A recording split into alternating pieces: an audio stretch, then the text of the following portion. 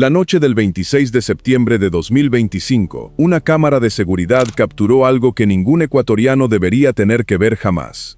Un vehículo se detiene frente a la puerta principal de una de las cárceles más grandes del país. No hay prisa, no hay nervios. El conductor baja del auto, camina, no corre, no mira atrás con miedo. Camina con la serenidad escalofriante de quien sabe exactamente lo que va a pasar en los próximos segundos. Se aleja del vehículo con el paso tranquilo de quien ha hecho esto antes, o de quien ha ensayado este momento en su cabeza tantas veces que ya no le tiembla el pulso.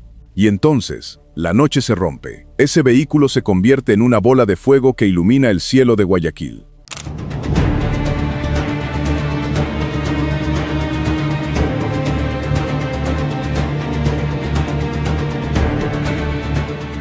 Una columna de humo negro se eleva sobre los muros de la prisión. Los cristales de los edificios cercanos estallan. La onda expansiva sacude las calles.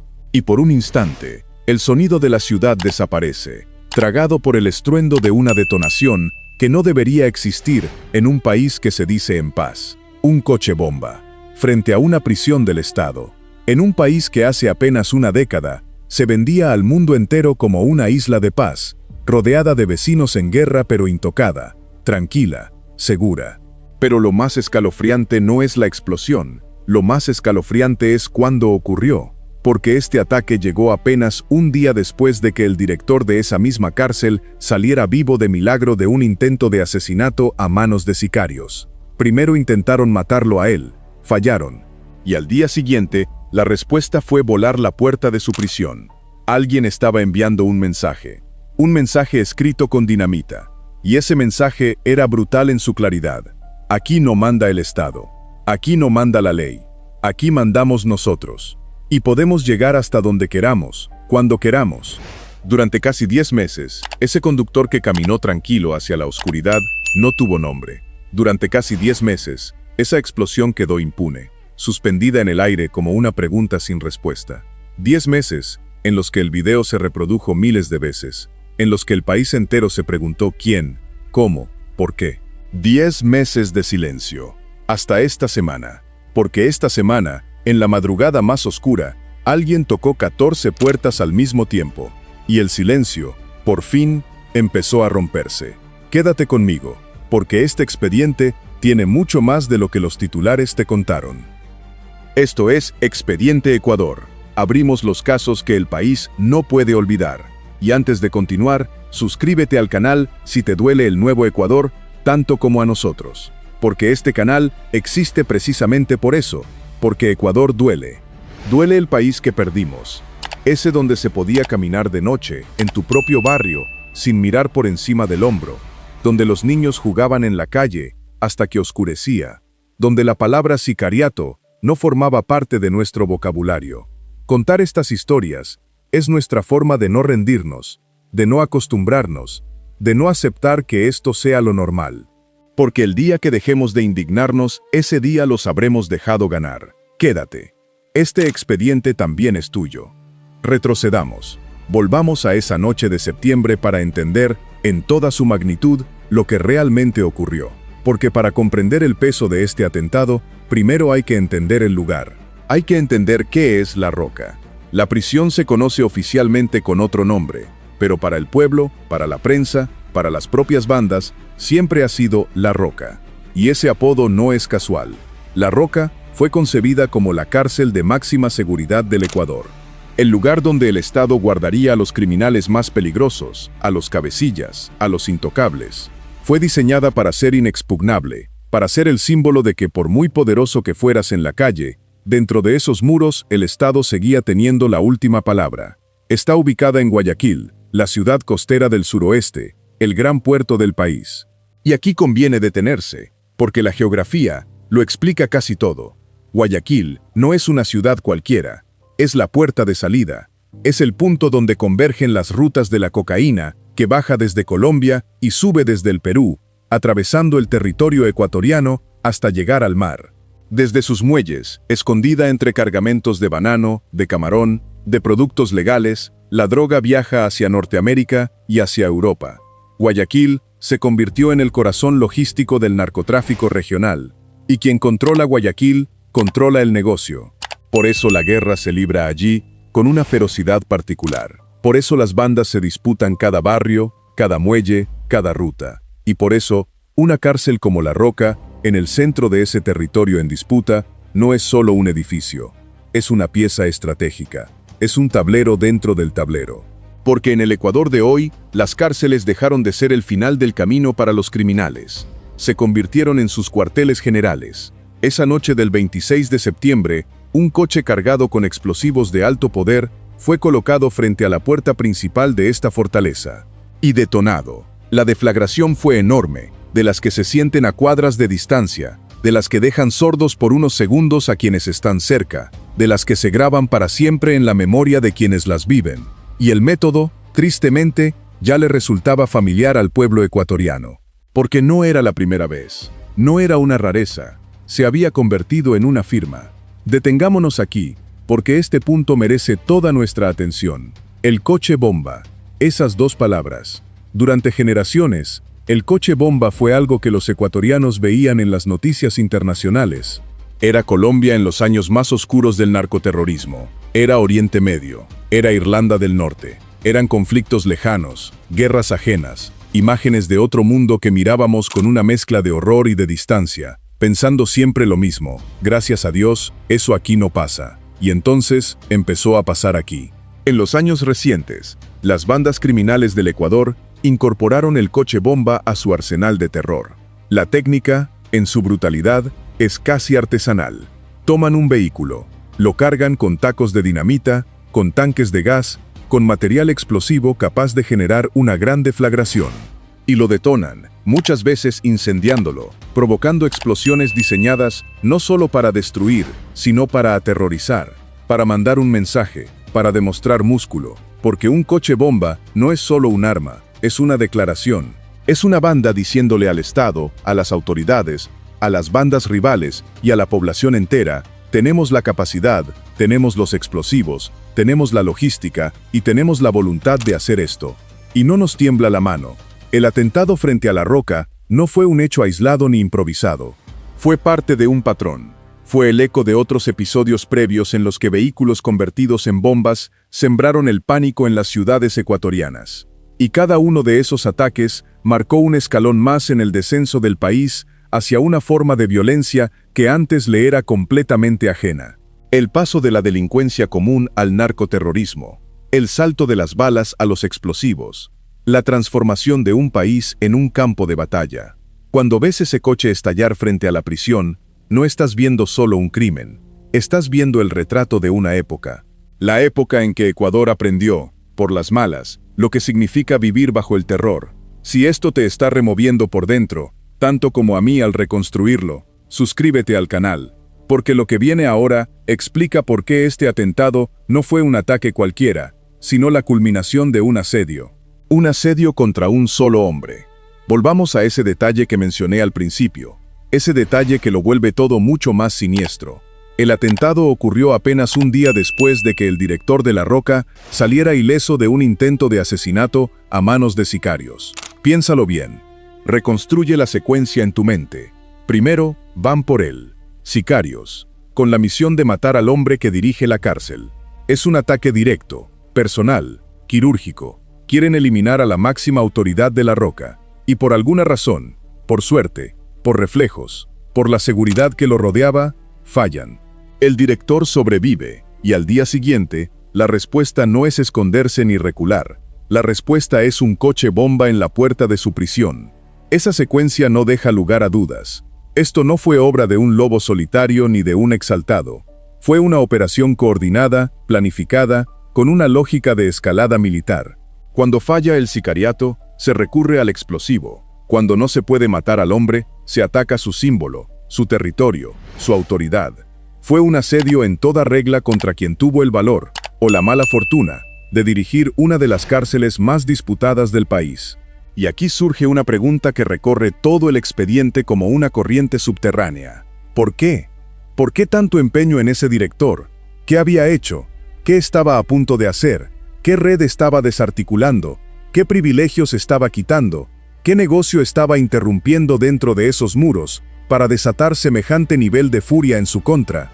Porque en el mundo de las cárceles ecuatorianas, un director que hace su trabajo de verdad, que se atreve a tocar los intereses de las bandas que operan desde dentro, se convierte automáticamente en un objetivo.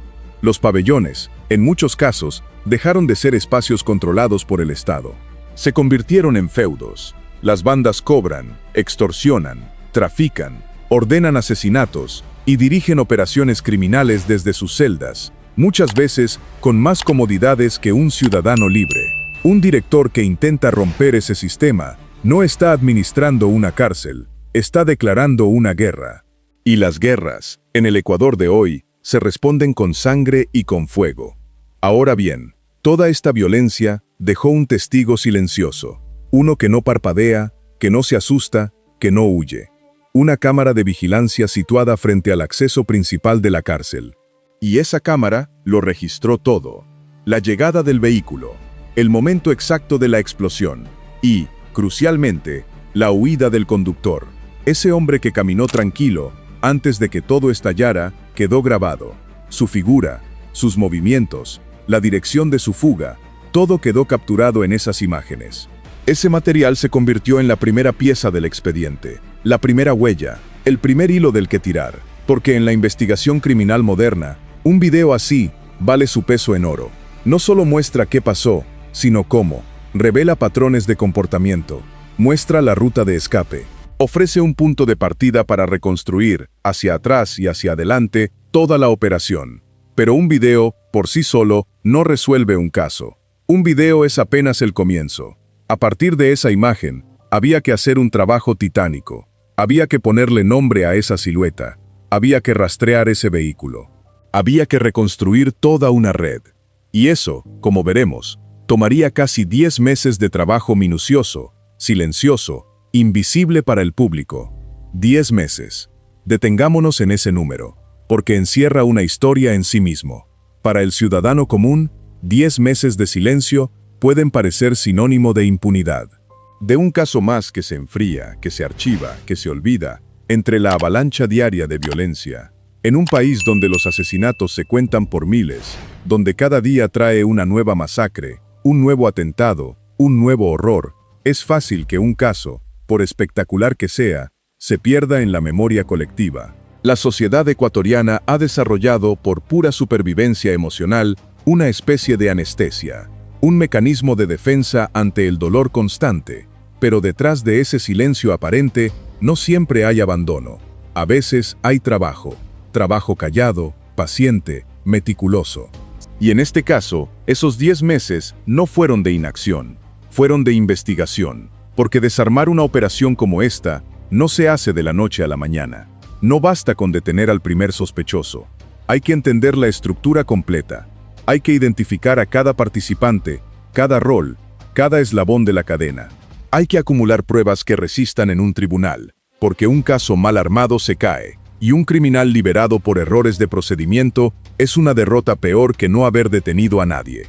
Durante esos 10 meses, los investigadores fueron armando el rompecabezas pieza por pieza, y cada pieza que lograron colocar es, en sí misma, un pequeño triunfo de la persistencia. Veamos qué lograron reconstruir en ese tiempo, porque los avances de la investigación cuentan la historia de cómo se desmonta el terror, ladrillo por ladrillo. Primero, identificaron el coche bomba, el vehículo exacto utilizado en el atentado. Esto puede sonar simple, pero no lo es en absoluto. Un vehículo usado para un ataque así casi nunca está limpio. Suele ser robado, adulterado, con placas cambiadas, con números de serie alterados o borrados. Rastrear su origen, seguir su historia, determinar de dónde salió y cómo llegó hasta la puerta de la cárcel, es un trabajo de paciencia forense extraordinaria. Segundo, y este es un dato clave, identificaron una furgoneta de apoyo. Y aquí el caso da un salto cualitativo, porque una furgoneta de apoyo significa que no hubo un solo vehículo, sino al menos 2. Significa coordinación, significa que había un equipo con roles definidos, quien conducía el coche bomba, quien daba apoyo logístico, quien vigilaba, quien facilitaba la huida. Significa, en resumen, que no estamos ante un acto impulsivo, sino ante una operación planificada por una estructura organizada, una máquina criminal engrasada. Tercero, confirmaron el uso de explosivos de alto poder. Esto descarta cualquier posibilidad de improvisación. No hablamos de un artefacto casero endeble. Hablamos de material capaz de generar una deflagración devastadora, del tipo que solo puede conseguir y manejar una organización con recursos, con contactos, con acceso a un mercado negro de explosivos. Esto eleva el nivel de amenaza a una categoría completamente distinta. Y cuarto, reconstruyeron la ruta de huida completa. Siguieron, paso a paso, el camino que tomó el conductor tras dejar el coche bomba. Y reconstruir una ruta de huida no es solo trazar una línea en un mapa, es cruzar cámaras, testimonios, registros telefónicos, movimientos. Es entender la logística del escape, identificar los puntos de apoyo, los vehículos de relevo, los lugares donde los responsables creyeron que se volvían invisibles. Cada uno de estos 4 avances es una pieza, y las piezas, colocadas una junto a otra, empezaron a dibujar rostros. Empezaron a apuntar hacia personas concretas, de carne y hueso, con nombres, con direcciones, con historias, hasta que por fin, el rompecabezas estuvo lo suficientemente completo como para actuar. Y entonces, llegó el momento. La madrugada del miércoles 22 de julio de 2026. Casi 10 meses exactos después de aquella explosión que iluminó la noche de Guayaquil. Imagina la escena. Las horas más oscuras, esas en que la ciudad duerme, esas en que el factor sorpresa juega a favor de quien toca la puerta. La policía y la fiscalía ecuatorianas desplegaron una operación de gran escala. No 1, no 2, sino 14 allanamientos simultáneos. 14 puntos golpeados al mismo tiempo en la provincia del Guayas, concretamente en las ciudades de Guayaquil y de Yaguachi. 14 puertas cayendo a la vez. 14 viviendas irrumpidas en cuestión de minutos. La simultaneidad es deliberada, es estratégica. Cuando golpeas todos los puntos al mismo tiempo, impides que los sospechosos se avisen entre ellos, que huyan, que destruyan pruebas, que activen sus redes de protección. Es una coreografía de precisión, planificada durante semanas, ejecutada en cuestión de una madrugada. El resultado, 4 personas detenidas. 4 presuntos responsables de la planificación y ejecución del atentado. 4 rostros que, después de 10 meses de silencio, por fin le ponían cara al horror de aquella noche de septiembre. Y aquí, cuando el caso parecía resolverse, aparece un detalle que lo complica todo. Un detalle que enciende alarmas mucho más profundas. Suscríbete al canal, porque esto es lo que nadie quiere que se hable en voz alta. El ministro del Interior, John Rainberg, fue quien dio la cara para informar de los detalles de la operación. Y sus declaraciones abrieron puertas que van mucho más allá del propio atentado. Puertas que dan a habitaciones oscuras, puertas que nadie quiere abrir del todo. La primera revelación es de las que te hielan la sangre. Uno de los detenidos es familiar cercano de 2 fiscales. Detente en esa frase. Léela otra vez. Uno de los presuntos responsables de un atentado con coche bomba contra una prisión del Estado está emparentado de forma cercana con 2 fiscales, con 2 personas que forman parte del sistema de justicia, del mismo sistema que debería perseguir, investigar y castigar precisamente este tipo de crímenes. El propio ministro, consciente de la gravedad de lo que estaba revelando, anunció que vigilaría muy de cerca ese hecho, que estaría atento para asegurarse de que no hubiera ningún intento de beneficiar al detenido desde dentro del sistema. Y en esa promesa de vigilancia hay una confesión implícita, una que resume uno de los grandes dramas del Ecuador contemporáneo, la sospecha permanente, corrosiva, de que las líneas entre el crimen organizado y las instituciones del Estado se han vuelto peligrosamente borrosas. Porque este es, quizás, el veneno más profundo que corroe al país. No es solo la violencia en las calles, no es solo el poder de las bandas, es la infiltración, es la duda constante sobre hasta dónde han penetrado las mafias, en la policía, en la fiscalía, en los jueces, en la política. Es no saber, cuando un caso llega a los tribunales, si va a ser juzgado con justicia o si va a ser desactivado silenciosamente por manos invisibles que responden a otros intereses. Cuando la ciudadanía pierde la confianza en que sus instituciones son independientes del crimen, algo fundamental se quiebra. Y ese quiebre es, tal vez, la herida más difícil de sanar. La segunda revelación tiene que ver con los antecedentes de los detenidos. 2 de los 4 capturados ya cargaban con un historial criminal. No eran ciudadanos comunes que hubieran caído en una redada por casualidad. Arrastraban antecedentes por robo, por asesinato, por tráfico de drogas. No eran novatos. Eran personas con un recorrido, con experiencia, con un pasado que los vinculaba directamente al mundo del crimen. Eran, en el lenguaje de la calle, gente pesada. Y la tercera revelación es un nombre. Un nombre que sobrevuela todo el expediente como una sombra. Un nombre que, en el Ecuador de hoy, provoca escalofríos. Los Lobos. El ministro presume que detrás de este atentado estuvo esa organización criminal. Y para entender lo que eso significa, tenemos que hablar de los Lobos. Tenemos que entender qué son y por qué su sola mención cambia por completo la dimensión de este caso. Los Lobos no son una pandilla de barrio. No son delincuentes comunes. Los Lobos son una de las organizaciones criminales más grandes, más poderosas y más temidas de todo Ecuador. Una estructura que ha crecido hasta convertirse en un actor central de la guerra que desangra al país. Su historia está entrelazada con la de las cárceles y con la del narcotráfico. Como muchas de las grandes bandas ecuatorianas, los Lobos consolidaron su poder en el interior de las prisiones, esos espacios que el Estado perdió el control y que se convirtieron en escuelas del crimen, en centros de reclutamiento, en cuarteles desde donde se dirigen operaciones en todo el territorio. Desde esos pabellones, extendieron sus tentáculos hacia las calles, hacia los negocios ilícitos, hacia el control de rutas del narcotráfico. Con el paso del tiempo, los Lobos crecieron en número, en armamento, en influencia y en ambición. Se convirtieron en una organización con presencia en múltiples provincias, con capacidad para ejecutar acciones de gran escala, con vínculos que se extienden más allá de las fronteras del país, conectando con las grandes estructuras del narcotráfico internacional que abastecen el mercado global de la cocaína. Su participación presunta en un atentado con coche bomba encaja con este perfil, porque una organización de este calibre tiene exactamente lo que se necesita para una operación así: acceso a explosivos de alto poder, capacidad logística para coordinar varios vehículos, hombres dispuestos a ejecutar la acción y a huir, y una motivación clara para atacar una prisión en la que, muy probablemente, tienen intereses, miembros encarcelados o cuentas pendientes con quien la dirige. Cuando el nombre de los Lobos aparece en un expediente, ya no estamos hablando de un crimen aislado. Estamos hablando de una pieza dentro de una guerra mucho más grande. Una guerra por el control del territorio, de las rutas, de las cárceles, del negocio que mueve miles de millones y que ha convertido a Ecuador en uno de los países más violentos del hemisferio. Por ahora, los 4 capturados permanecen en la penitenciaría del Litoral, y ese lugar, por sí solo, merece una mención, porque su nombre está escrito con sangre en la historia reciente del Ecuador. La penitenciaría del Litoral, el enorme complejo carcelario de Guayaquil, ha sido escenario de algunas de las masacres más brutales que ha vivido el país. Dentro de sus muros, se han producido matanzas que estremecieron al mundo entero. Motines en los que decenas y decenas de internos fueron asesinados con una crueldad indescriptible.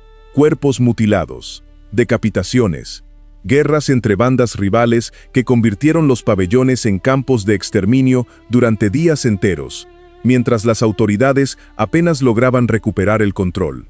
La penitenciaría del Litoral se convirtió en el símbolo del colapso del sistema carcelario ecuatoriano. Pero según informó el Ministerio del Interior, los 4 detenidos no permanecerán allí. Serán trasladados a la cárcel El Encuentro. Y ese traslado no es un detalle menor.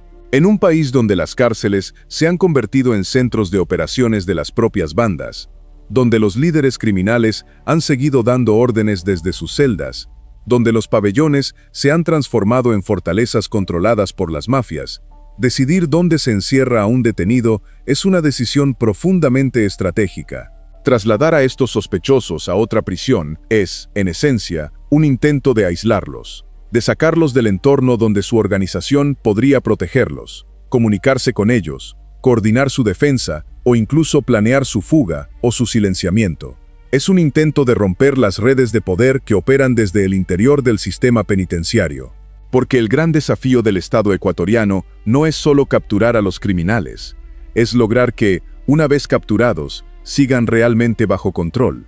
Y eso, en el Ecuador de hoy, es una batalla que muchas veces se pierde dentro de los propios muros de las cárceles. Estamos llegando a la parte más importante de este expediente, la que le da sentido a todo lo demás. Si has llegado hasta aquí, activa la campana y suscríbete, porque lo que viene no es solo información, es el retrato de lo que le pasó a nuestro país. Y aquí, cuando cerramos el expediente de los hechos, tenemos que detenernos a mirar el cuadro completo, porque este caso, por sí solo, ya es de una gravedad enorme. Un coche bomba frente a una cárcel, un asedio a su director, 4 detenidos, una banda criminal señalada, sospechas de infiltración en la fiscalía. Pero lo verdaderamente estremecedor no es ninguno de esos elementos por separado. Es lo que todos juntos revelan sobre el Ecuador de hoy. Pensemos en ello. Este es un país donde las organizaciones criminales tienen la capacidad logística de fabricar y detonar coches bomba, un arma propia de guerras y de narcoterrorismo. Un país donde esas organizaciones atacan directamente a las autoridades penitenciarias, donde intentan asesinar a un director de cárcel y, al fallar, responden volando la puerta de su prisión, sin miedo, sin dudarlo. Un país donde un sospechoso de un atentado de esta magnitud resulta estar emparentado de forma cercana con 2 fiscales, sembrando la duda sobre la independencia del sistema de justicia. Un país donde una investigación de este calibre tarda casi 10 meses en dar sus primeros frutos, y donde cada avance es celebrado como una victoria en medio de una guerra que parece interminable. Este es el Ecuador que hemos heredado, el Ecuador que hemos tenido que aprender a habitar. Y detrás de cada explosión, de cada allanamiento, de cada detenido, de cada titular, hay algo que las estadísticas nunca logran capturar. Hay familias que ya no duermen tranquilas, que se sobresaltan con cada ruido en la noche. Hay barrios enteros que viven bajo el sonido de las balas como si fuera parte del paisaje. Hay comerciantes que pagan vacunas, extorsiones, para poder simplemente abrir sus negocios cada mañana. Hay madres que despiden a sus hijos por la mañana, sin la certeza de volver a verlos por la noche. Y hay una generación entera de niños que están creciendo pensando que todo esto es lo normal. Que un país es esto, que la vida es esto. Pero nosotros sabemos que no es así. Nosotros recordamos otro Ecuador, y ese recuerdo, esa memoria, es lo que no podemos permitir que se apague. Porque este expediente, aunque haya dado un paso enorme con estas 4 capturas, está lejos de estar cerrado. Y hay preguntas que siguen flotando en el aire, preguntas que merecen respuesta. ¿Quién dio la orden? Los 4 detenidos son, presuntamente, los ejecutores y planificadores. Pero las manos que colocan el coche bomba rara vez son las mismas que conciben el plan desde arriba. ¿Quién, dentro de la estructura de los lobos, ordenó este ataque?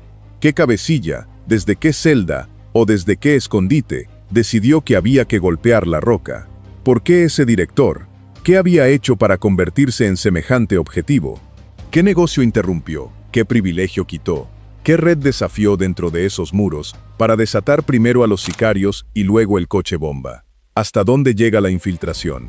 El detalle del familiar de 2 fiscales no puede quedar como una nota al pie. Es un caso aislado o la punta de un iceberg. ¿Cuántos casos más? ¿Cuántas investigaciones? ¿Cuántos procesos judiciales podrían estar contaminados por esos vínculos entre el crimen y las instituciones? Y la pregunta más grande de todas, ¿es esta captura un verdadero golpe al crimen organizado o es apenas un episodio más en una guerra que el Estado sigue peleando en desventaja? ¿Marcará esta operación una diferencia real o dentro de unos meses habrá otro coche bomba, otra masacre, otro nombre que agregar a la interminable lista del horror? No tenemos todas las respuestas, nadie las tiene todavía. Pero hacer estas preguntas, en voz alta, sin miedo, es parte de nuestro trabajo. Porque el silencio es cómplice. Y este canal no nació para callar. Cuando miramos ese video una vez más, esa imagen del conductor caminando tranquilo antes de que todo estalle, deberíamos ver mucho más que un criminal huyendo. Deberíamos ver un síntoma, la manifestación visible de una enfermedad profunda que carcome al país desde hace años. Ese hombre caminó tranquilo porque, en algún nivel, se sentía impune. Se sentía parte de algo más grande que la ley, más poderoso que el Estado. Y esa sensación de impunidad es el verdadero enemigo. Porque cuando el crimen se siente más fuerte que la justicia, cuando las bandas actúan con la certeza de que nada les pasará, el país entero queda a su merced. Pero para entender de verdad cómo llegamos hasta aquí, Cómo un país entero terminó viendo coches bomba estallar frente a sus cárceles. Tenemos que retroceder mucho más atrás. Tenemos que entender la historia del lugar. Tenemos que entender la historia de La Roca, porque La Roca no siempre fue sinónimo de guerra. La Roca nació de una promesa. Cuando se concibió esta prisión, la idea era construir la cárcel más segura del país. Un lugar diseñado para contener a los criminales más peligrosos, a los cabecillas de las organizaciones, a los hombres que desde cualquier otra prisión seguirían dando órdenes y sembrando el caos. La Roca debía ser diferente. Debía ser el punto final, el lugar donde el poder de la calle se apagaba, donde el más temido de los capos se convertía en un preso más, aislado, vigilado, incomunicado. Ese era el sueño. Esa era la promesa escrita en el hormigón de sus muros. Y durante un tiempo, la promesa pareció sostenerse.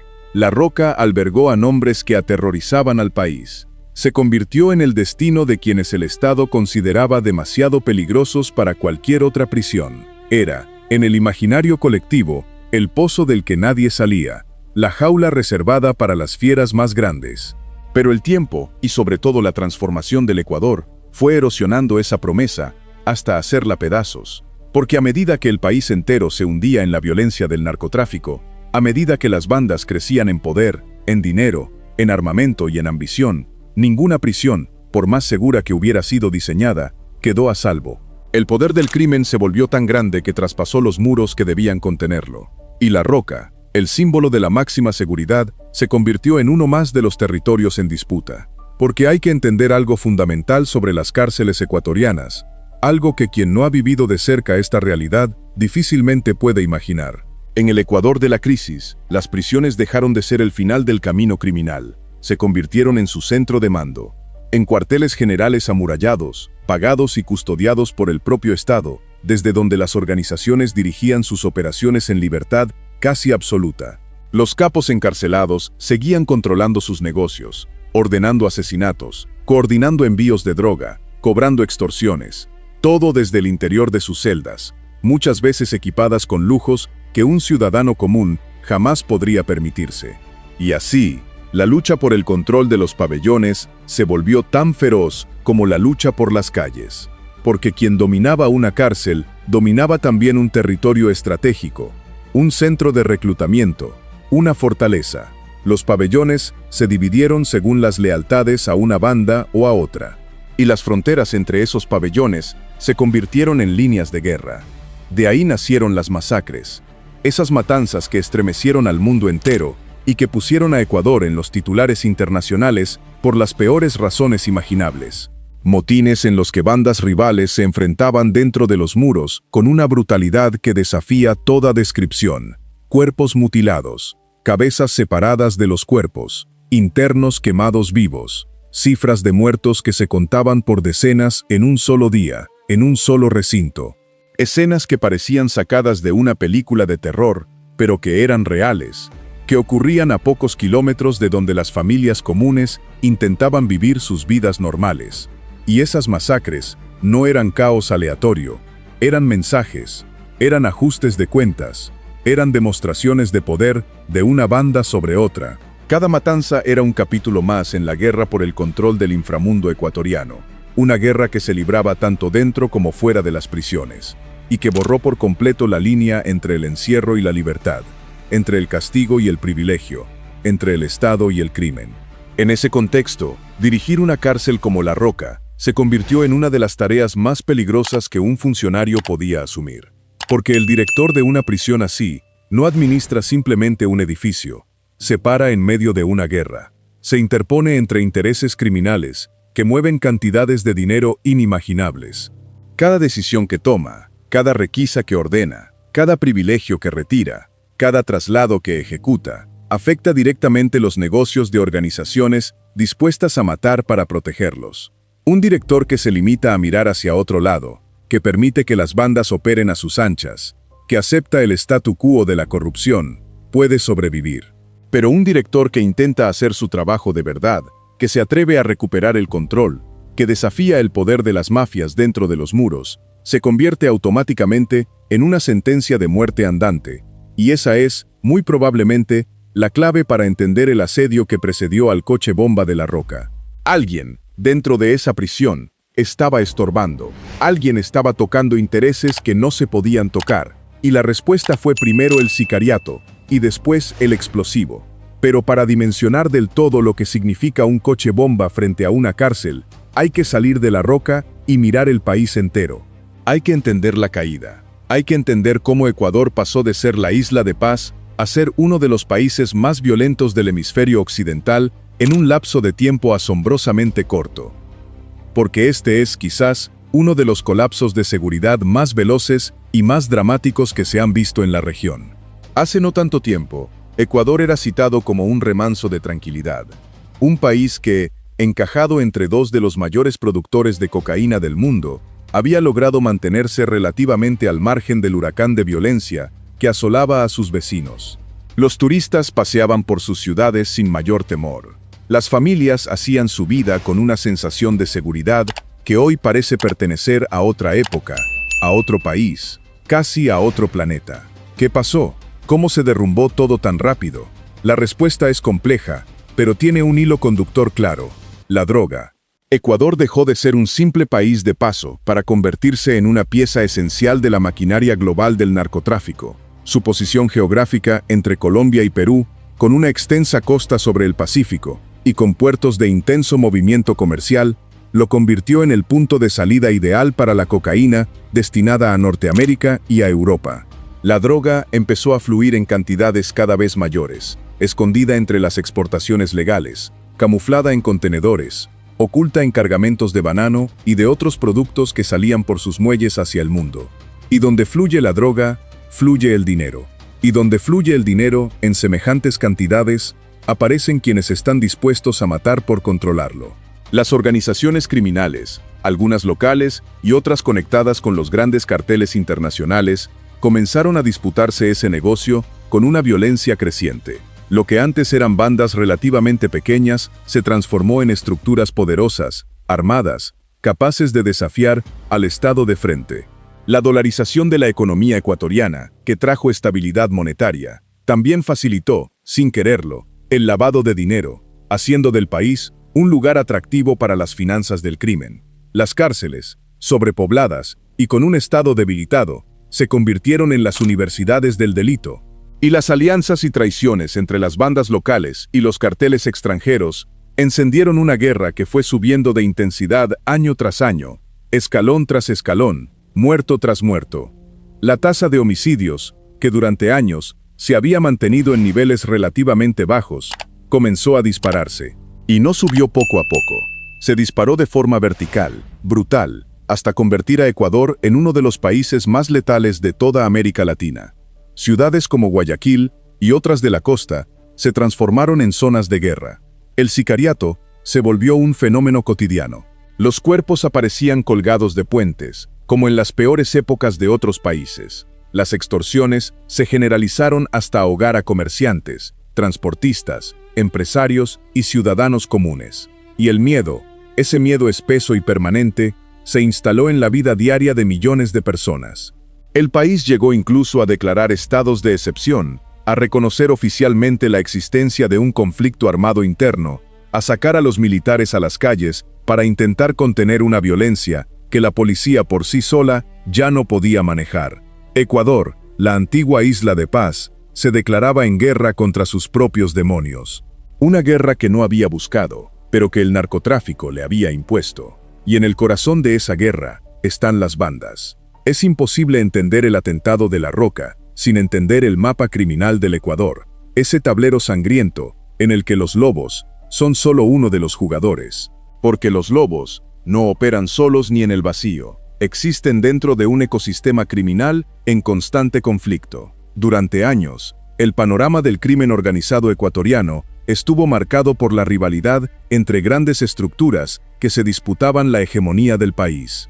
Alianzas que se formaban y se rompían, traiciones que desataban oleadas de venganza, fragmentaciones que multiplicaban el número de actores y con ellos el número de frentes de guerra. Los lobos crecieron precisamente en medio de esas turbulencias.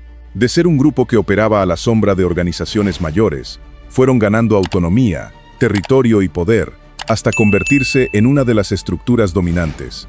Su expansión los llevó a controlar rutas del narcotráfico, actividades de minería ilegal, extorsión a gran escala y operaciones en múltiples provincias del país. Su nombre se volvió sinónimo de temor, y su capacidad para ejecutar acciones violentas de gran envergadura los colocó en la primera línea de la guerra criminal. Frente a ellos, otras organizaciones igualmente poderosas disputaban cada palmo de territorio. Cada ruta, cada puerto, cada cárcel, cada barrio se convirtió en una posible línea de frente. Y en esa disputa, los atentados espectaculares, como los coches bomba, cumplían una función doble: golpear al Estado y al mismo tiempo enviar mensajes a los rivales, demostrar capacidad, marcar territorio, sembrar terror. La violencia se convirtió en un lenguaje, y las organizaciones competían por hablarlo con la mayor contundencia posible. Por eso, cuando el ministro señala a los Lobos como presuntos responsables del atentado de La Roca, no está describiendo un hecho aislado.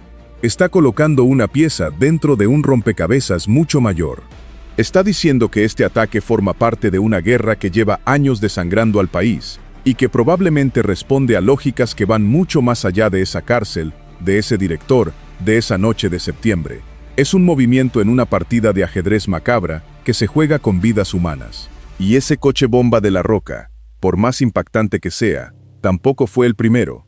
Formó parte de una serie, de un patrón que fue instalándose en el país con una frialdad escalofriante. Porque hubo otros vehículos convertidos en bombas, otras explosiones, otros mensajes escritos con fuego en las calles de las ciudades ecuatorianas.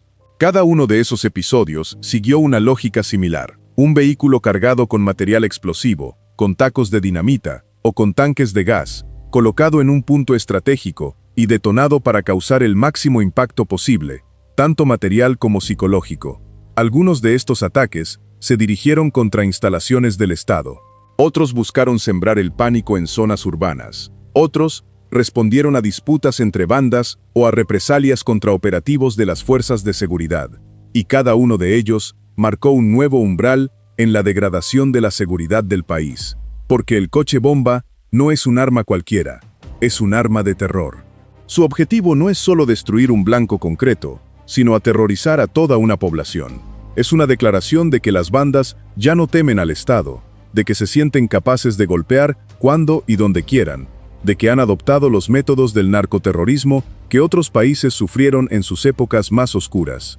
La normalización de estos ataques es, quizás, uno de los indicadores más aterradores del punto al que llegó Ecuador. Porque hubo un tiempo en que la sola idea de un coche bomba en suelo ecuatoriano habría sido impensable, motivo de conmoción nacional durante meses. Y en cambio, en los años de la crisis, estos episodios comenzaron a sucederse con una frecuencia que amenazaba con volverlos casi rutinarios, apenas una noticia más en el interminable catálogo del horror cotidiano. Y no hay nada más peligroso que acostumbrarse al horror, porque la costumbre es el primer paso hacia la rendición. Pero detrás de todos estos datos, de estas cifras, de estos análisis sobre bandas y rutas y explosivos, hay algo que corremos el riesgo de olvidar. Y es lo más importante de todo. Detrás de cada uno de estos episodios, hay seres humanos. Hay personas comunes cuyas vidas quedaron marcadas para siempre por una violencia que ellas no eligieron ni provocaron. Pensemos por un momento en quienes viven cerca de una cárcel como La Roca. Familias que, de un día para otro, se despiertan con el estruendo de un coche bomba, con los cristales de sus ventanas estallando, con el corazón desbocado por el terror. Personas que no tienen nada que ver con el narcotráfico, que solo intentaban dormir, trabajar, criar a sus hijos, y que de pronto se encuentran en medio de una zona de guerra que se instaló en su barrio sin pedirles permiso. Pensemos en los trabajadores del sistema penitenciario, los guardias, los administrativos, los directores, personas que van a trabajar cada día, sabiendo que su lugar de trabajo es uno de los más peligrosos del país, que sus decisiones pueden costarles la vida, que sus familias viven con el miedo constante de recibir la peor noticia. Ese director de La Roca que sobrevivió al intento de asesinato y luego vio explotar un coche bomba en la puerta de su prisión, es un ser humano, con una familia, con miedos, con una vida que quedó suspendida entre la amenaza permanente y el deber. Pensemos en los comerciantes que pagan extorsiones para poder abrir sus negocios. en los transportistas, que son asesinados por negarse a pagar vacunas, en los jóvenes de los barrios más pobres, que crecen rodeados de bandas que les ofrecen la única salida económica que parece disponible, y que muchas veces terminan reclutados, convertidos en carne de cañón de una guerra que los devora.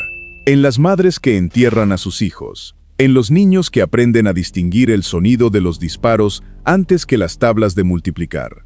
Ese es el verdadero costo de esta guerra. No se mide solo en cifras de homicidios, ni en toneladas de droga incautada, ni en número de coches bomba.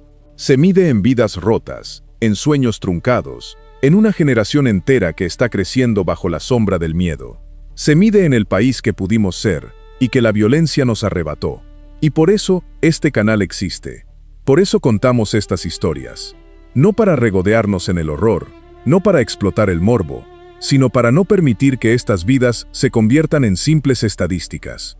Para poner rostro y nombre al dolor, para recordar que detrás de cada expediente hay personas reales, y que mientras sigamos contando sus historias, mientras sigamos indignándonos, mientras nos neguemos a aceptar que esto es lo normal, todavía queda algo por lo que luchar. Cuando miramos el conjunto completo de este caso, el coche bomba, el asedio al director, la investigación de 10 meses, las 14 puertas cayendo en la madrugada, los 4 detenidos, la sombra de los lobos, el familiar de los 2 fiscales, entendemos que estamos ante mucho más que una noticia. Estamos ante un espejo que refleja todo lo que le pasó a Ecuador y todo lo que está en juego. Porque este caso lo tiene todo. Tiene la capacidad militar de las bandas, demostrada en el uso de explosivos de alto poder. Tiene la audacia de atacar directamente al Estado, golpeando una de sus cárceles más emblemáticas. Tiene la sospecha corrosiva de la infiltración institucional, encarnada en ese vínculo con la Fiscalía. Tiene la sombra de las grandes organizaciones criminales que se disputan el país. Y tiene, también, la respuesta del Estado, esa investigación paciente que, después de 10 meses, logró dar un golpe. En ese último punto hay que detenerse, porque es importante no caer solo en la desesperanza. Sí, el panorama es sombrío. Sí, la violencia alcanzó niveles que habrían sido inimaginables hace apenas unos años. Pero esta captura demuestra que la impunidad no siempre es total. Que hay investigadores dispuestos a trabajar en silencio durante meses, cruzando datos, rastreando vehículos, reconstruyendo rutas de huida, hasta ponerle nombre a los responsables. Que el aparato del Estado, con todas sus grietas y todas sus lentitudes, todavía es capaz de responder. Y esa capacidad de respuesta, por limitada que sea, es la semilla de la esperanza. Porque la batalla contra el crimen organizado no se gana en un día ni con una sola operación. Se gana con persistencia, con instituciones que se fortalecen, con investigadores que no se rinden, con jueces y fiscales que resisten la presión y la corrupción, con una ciudadanía que no se resigna, que exige, que vigila, que no permite que estos casos se olviden. Ese hombre que caminó tranquilo frente a la cámara, seguro de su impunidad, recibió esta semana un mensaje de vuelta. Un mensaje que dice que no todo se olvida, que hay quienes no descansan, que la memoria y la justicia, aunque lentas, aunque imperfectas, aunque llenas de obstáculos, todavía existen en este país. Y mientras existan, mientras haya un solo investigador honesto, un solo fiscal íntegro, un solo ciudadano que se niegue a aceptar el miedo como destino, Ecuador todavía tiene una oportunidad. La oportunidad de recuperar el país que perdió. La oportunidad de que las próximas generaciones no crezcan pensando que los coches bomba y las masacres son lo normal. La oportunidad de volver a ser, algún día, esa tierra donde se podía caminar sin miedo. Esa oportunidad no está garantizada. Nadie nos la va a regalar. Habrá que conquistarla, día a día, batalla a batalla, expediente a expediente, pero existe. Y mientras exista, vale la pena luchar por ella. Y en esa lucha, tú también tienes un lugar. Porque mientras haya gente dispuesta a mirar de frente estas historias, a nombrarlas, a no olvidarlas, todavía hay esperanza. Por eso, si has llegado hasta aquí, suscríbete a Expediente Ecuador y activa la campana. No lo hagas por nosotros, hazlo por ese Ecuador que merece la verdad. Comenta qué opinas de este caso, cuéntanos si crees que estas capturas cambiarán algo o si es apenas un episodio más en una guerra sin fin. Comparte este video con alguien que necesite entender lo que de verdad está pasando en nuestro país. Y sobre todo, no dejes de indignarte, porque el día que nos callemos, el día que nos acostumbremos, el día que aceptemos que esto es lo normal, ese día, ellos habrán ganado. Este ha sido un nuevo expediente. Yo me despido, pero el caso sigue abierto. La investigación continúa, las preguntas siguen en el aire. Los responsables intelectuales siguen sin rostro. Y nosotros seguiremos abriendo estos expedientes, uno por uno, sin miedo, sin descanso, hasta que la verdad pese más que el miedo. Cuídate, cuida a los tuyos, y no olvides nunca el país que merecemos. Hasta el próximo expediente.